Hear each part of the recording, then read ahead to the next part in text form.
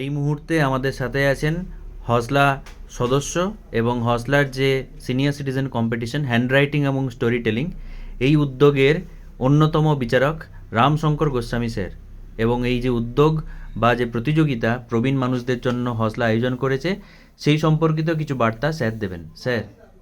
হ্যাঁ, ওয়েলকাম। আরে কি ভাবছেনটা কি, এখনো সময় আছে। আসুন আমরা গল্প লিখি, আমরা আমাদের হ্যান্ড রাইটিং আমাদের হজলাকে পাঠাই।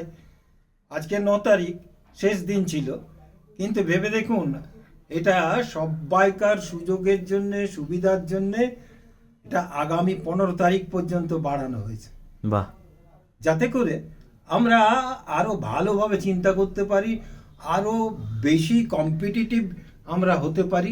তার জন্য আসুন আসুন সবাই মিলে আগিয়ে আসুন। একদম।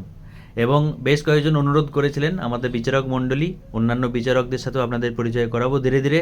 তাদের বিবেচনা করে তারা ভাবলেন যে হ্যাঁ, প্রবীণদের গল্প লেখাটাই যেহেতু আসল উদ্দেশ্য, সময়টা আসল উদ্দেশ্য নয়, তাই আমরা ডেডলাইন এক্সটেন্ড করলাম। স্যার, টপিকগুলো আরেকবার বলে দিই নাকি? হ্যাঁ, টপিক বলো।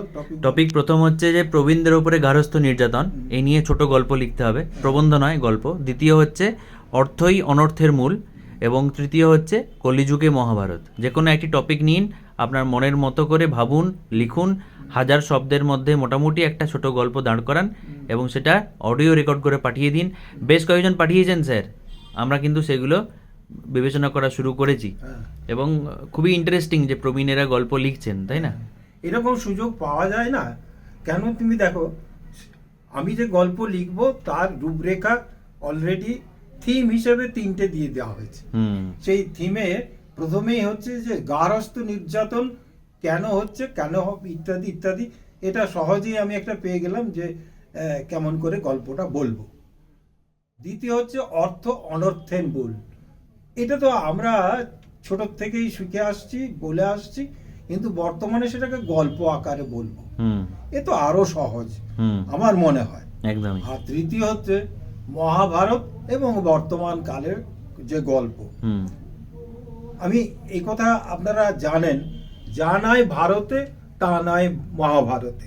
তো মহাভারতে যা আছে সবই এখন বর্তমান ভারতে আছে, সবই ঘটে চলেছে। তো সেই তখনকার দিনের যে আখ্যান, যে নানা রকমের গল্প, সেই গল্পের সঙ্গে বর্তমানকে আপনি ম্যাচ করে দিন, দেখবেন সুন্দর একটা গল্প বেরিয়ে আসছে। একদম। অসংখ্য ধন্যবাদ স্যার। সবাই লিখুন এবং পাঠিয়ে দিন হজলাকে 7811009309।